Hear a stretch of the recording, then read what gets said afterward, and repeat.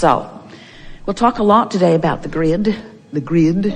Someone said, are you ever going to talk about the vortex again? No, we just like the grid now. The vortex is the holding pattern where all that you've asked for is. The grid is your vibrational stance, and when you strike it right with who you are, when you strike that vibrational stance with the core of who you are, and therefore everything that you've put into your vortex, then everything that is in your vortex that is wanted flows in. Your grid fills in with what you call manifestations. The grid fills in. The grid fills in. It fills in with an emotion first. It fills in with thought. It fills in with impulses. Then it begins to fill in with dialogue from others. It fills in, it fleshes out into what you call manifestation.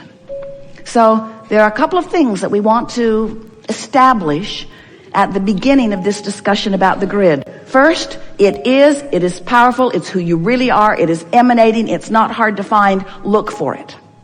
And second, don't try to fill it in yourself in any way other than establishing a vibrational pattern within you that allows all of the pieces, all the exquisite, specific, deliberate pieces that you put into your vortex to flow into your experience.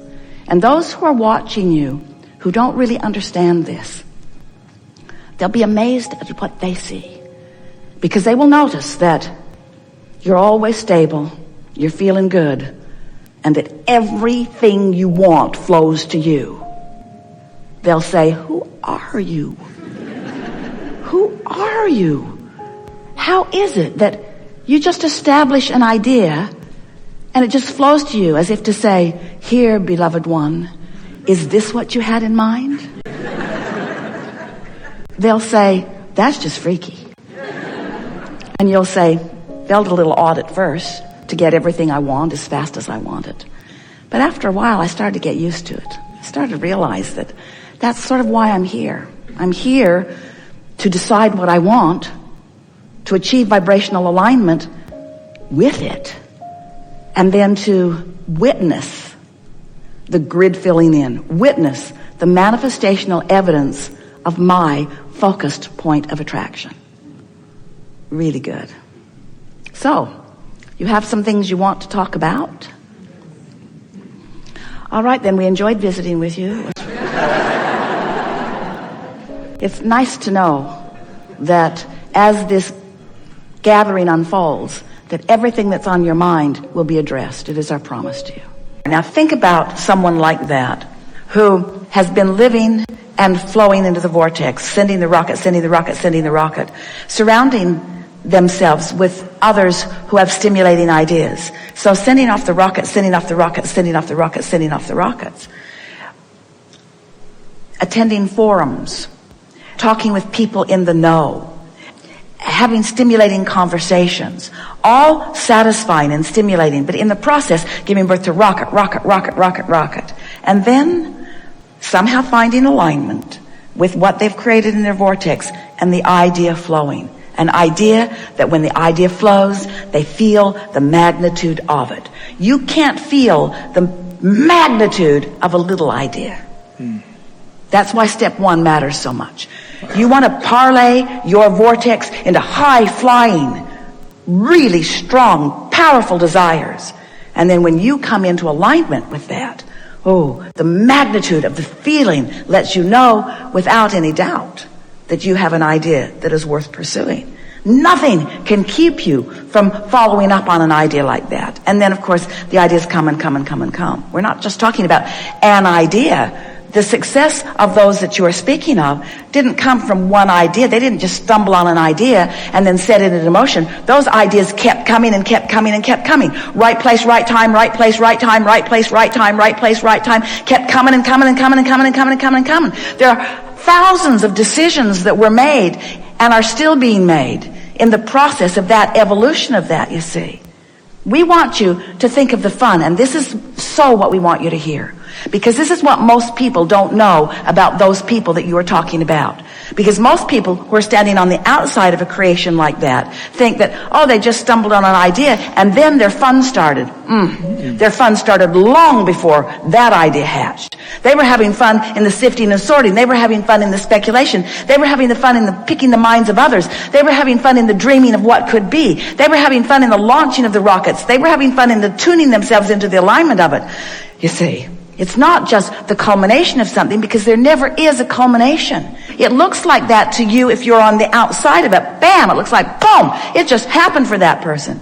But the fun is in the molding of the energies, you see. It would be like someone creating a magnificent statue, and you say, oh, it must be really fun now that this is complete. And any artist would tell you, not that much fun now. Sort of done with that. But I'd sure like to show you the clump of clay I'm working on now. Say, well, that clump of clay doesn't look like much. I know, but this is where all the fun is. It's where all the fun is. The fun is in the becoming. The fun is in the discovery. The fun is in the alignment. The fun is in the new idea. The fun never stops, you see. It never stops. And so those people that you're speaking of, they still are flowing. They still are adding to it. And if they're not, then their whatever it was that they created is diminishing. And what we're wanting you to understand is that, yes, of course, you know what you don't want, but you also know what you do want. And the art of allowing, which is what we call these seminars, is about utilizing your emotional guidance system in order to recognize which end of the wave you're on every subject in the world. In other words, you, in the living of life and in the sorting through the contrast, you have launched a myriad of never-ending desires. And those desires are being held in a vibrational escrow by the larger part of you, who remains always on the knowing what I do want end of the vibrational stick. So you sort of understand, don't you, that you are more than you see here in these physical bodies? You are vibrational beings. You are source energy in physical form. You were non-physical energy before you expressed yourself here in this physical body. But when this you that you know as you was born into this magnificent physical body, the larger part of you still remains non-physically focused. Over time, man has tried to define that part of you. Sometimes you call it soul, or source, or God. We want you to understand that no matter what you call it, the larger part of you will always be non-physically focused, and the larger part of you will always be the holder of the leading edge desires that you have launched from your physical experience. In other words, sometimes physical humans have it backwards. They say, oh, non-physical is source-like, and it's all finished because it's not coming forth to suffer anymore. It's not coming forth to strive or to progress. And here we are, humble humans that we are, here serving our whatever it is, and learning and growing or climbing the karmic wheel or whatever, and hopefully we'll be able to prove ourselves worthy enough that we can return to heaven and never have to come back to earth again.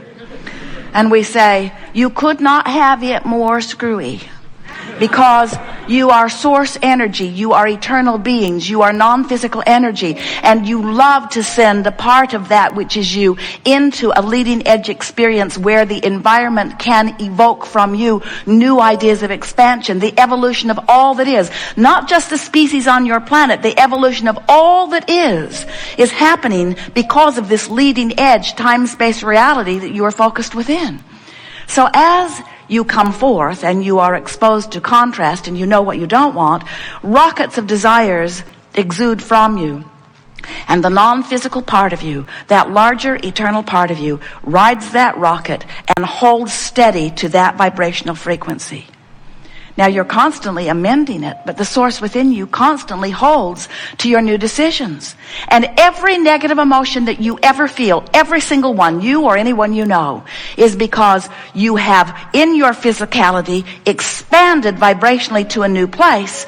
The larger part of you is holding to that new vibrational latitude, but negative emotion within you means you're not keeping up. You expanded, but your thoughts are still focused upon the contrasting environment that caused the expansion. It's like someone going to their mailbox, finding more bills than they can pay, feeling awful about it because they want to be responsible and keep their promises. They actually feel fear because they are focusing upon the exact opposite of what they want. They want prosperity. They're focused on the opposite of it. They want to be responsible and keep their commitments. They're focused upon not being able to do that. So as they focus on this reality, they feel negative emotion.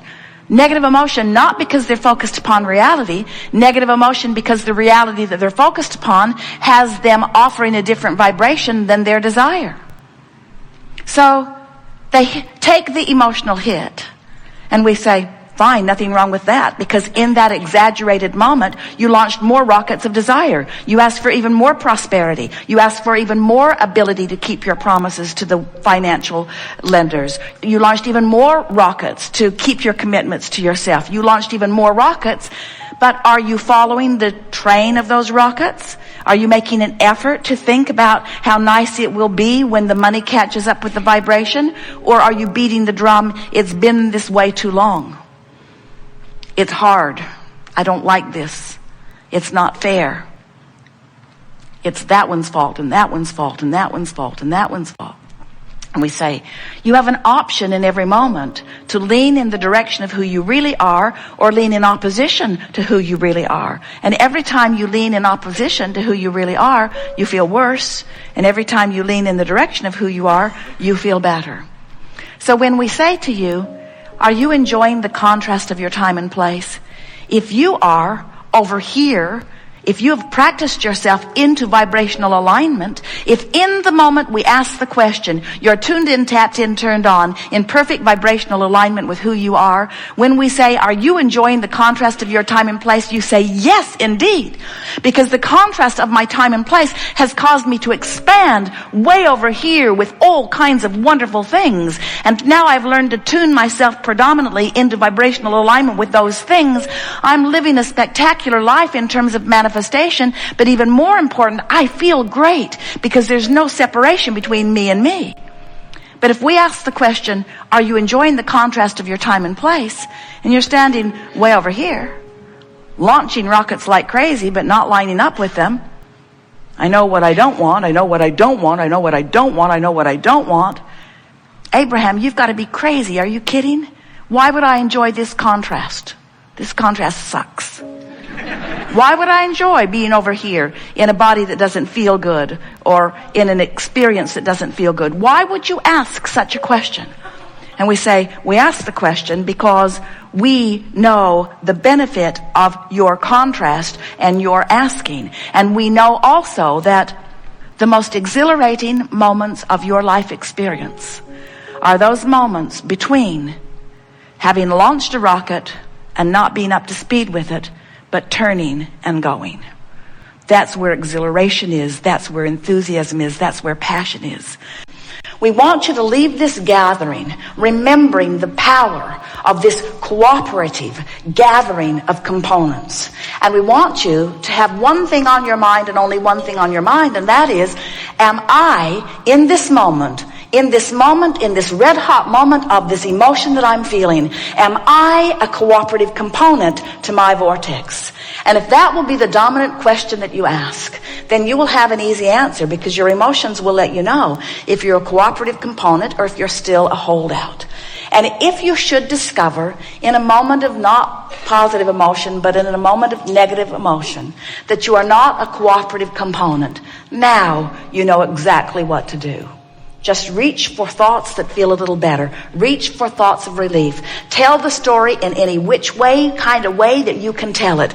Give yourself the benefit of the doubt. Look for reasons to praise. Look for reasons to appreciate. But find some way right now to get yourself in the vortex. And be like we were together with these people who sat here in the hot seat today. Don't give up on it just because the thought doesn't come immediately. Stay with the concept that you're going to get in the vortex. I'm going to get in the vortex. I'm going to get in the vortex. I'm going to get in the vortex. I'm going to get in the vortex because that's who I am. I'm going to get in the vortex because that's where I belong. I'm going to get in my vortex because that's where all the good stuff is, but I'm going to get into the vortex because that's the vibrational resonance that is truly who I am. And as you play this game just for a little while, people who are watching you, whether they're in or out of their own vortex, people who are watching you will notice the deftness with which you create your own reality. They will say to you, I just barely heard you commented about that, and here I see you totally involved in it. It seems that you no sooner have to speak it than the universe or something cooperates and presents to you the path for the creation of it.